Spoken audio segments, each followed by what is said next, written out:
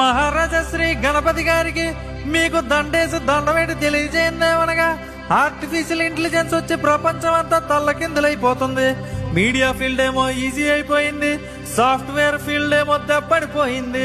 ఈ సంగతులన్నీ పెద్ద మనసుతో మీరు తెలుసుకొని మా కుర్రాళ్ళకి వరాలు ఇవ్వలను అన్నట్టు మర్చిపోయాను. ఉద్యోగాలు లేక మా వాళ్ళందరూ కెమెరాలు పట్టుకొని ఇన్ఫ్లుయెన్సర్లు అయిపోతున్నారు తండ్రి.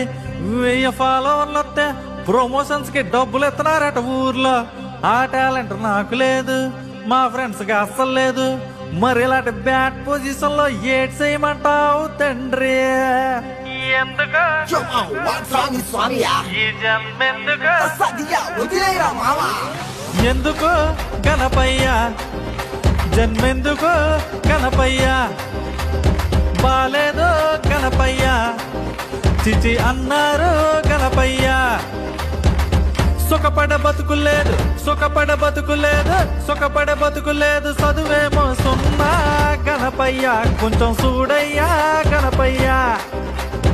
బాలేదు గణపయ్య, చిచి అంటారు గణపయ్య. మన సొంత ఎందుకురా, దేవుడి గురించి పాడు.